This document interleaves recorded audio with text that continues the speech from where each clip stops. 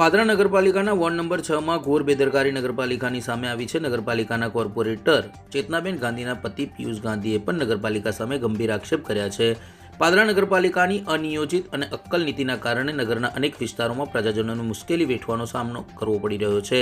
આવો જ એક ગંભીર કિસ્સો પાદરાના વોર્ડ નંબર 6 માં પ્રકાશિતમાં આવ્યો છે। પાદરાના મુખ્ય દ્વાર પર લાખો રૂપિયાના ખર્ચે બ્યુટિફિકેશન કરવામાં આવેલા ભોખનખાડા તળાવને નગરપાલિકાએ રામેશ્વર તળાવ નામ આપ્યું છે, પરંતુ નામ પ્રમાણે તેની સ્વચ્છતા જાળવવામાં નગરપાલિકા નિષ્ફળ ગયું હોય તેવા દ્રશ્યો સ્પષ્ટ દેખાઈ રહ્યા છે। વોર્ડ નંબર 6 માં દિનેશ હોલની બહાર તેમજ મહાકાળી નગરની બહાર જાહેર માર્ગ પર ગટરના પાણી ફરી વળતા ભર શિયાળે ચોમાસા જેવો માહોલ સર્જાયો છે। સ્થાનિકોના જણાવ્યા મુજબ આ ગટરનું પાણી રામેશ્વર તળાવમાંથી છલકાઈ બહાર આવી રહ્યું છે, જેના કારણે જાહેર માર્ગ પર પાણી ભરાઈ ગયા છે।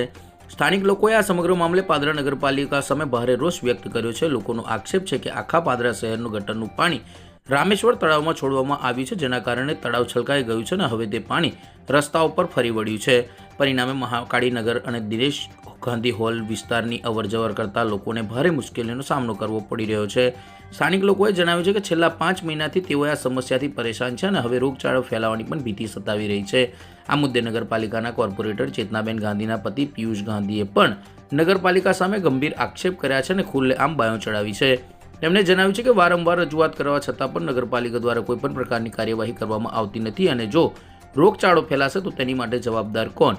ઉલ્લેખનીય છે કે તળાવમાં ગંદકીનું સામ્રાજ્ય પણ જોવા મળી રહ્યું છે।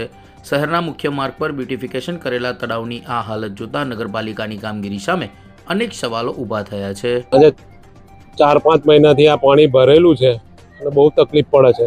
બાઇક આવતા જતા છોકરાને લઈને જઈએ અમે તો અમને તકલીફ પડે છે। કેટલા લોકો રહેતા હશે આ વિસ્તારની? આ વિસ્તારની મેં અમારા વિસ્તારની મેં આ બાજુ લગભગ અમારે 150 જણની આગળ ખેતરમાં છે, અમારું ખેતરમાં છે બીજા અને અમારો આ રસ્તો એ જ છે શાકભાજીથી મોડીને બધો અમે 4 વાગ્યાના જઈએ, કઈ પથ્થર પડે છે, મગરની તકલીફ છે ને બધી તકલીફ છે। આનો નિકાલ થવો જોઈએ બસ। અમારે જો માર્કેટનું કામ હોય અમારે 4 વાગે 2:30 વાગે જઈએ છીએ અમે, તો એમને આ પાણીની તકલીફ થાય છે। હલો, ફોન નંબર 6 ચેતનાબેન પિયુષભાઈ ગાંધી। ઘણા સમયથી અમે પાલિકાની અંદર વારંવાર રજૂઆત કરી છે ગટરના પાણીની સમસ્યા। જે અહીં પહેલાં તળાવનું નામ ભોખનખાડો હતો, એનું નામ રામેશ્વર તળાવ આપવામાં આવ્યું, પણ આજે અમારી ત્યાં વગર ચોમાસે આજે અત્યારમાં ચોમાસું છે અમારે ત્યાં એવું તમે પાછળ જુઓ છો, કઈ જુઓ છો, પણ આજે બધો વહીવટ થયેલો છે કે એક કોર્પોરેટર ચેતનાબેન પિયુષભાઈ ગાંધીનું નગરપાલિકા નથી સાંભળતી, તો આ બધો વહીવટ પછી પબ્લિકનો કોણ કરી શકશે? મને એવું કહો। આખું પાણી બધું જ ગટરનું પાણી છે, છીપ્પાનું ગટરનું પાણી કાઢી અને રામેશ્વરની અંદર ગાલ્યું છે। કઈ ગાલ્યું છે? આજે 3 મહિનાથી 4 મહિનાથી પાણી છે।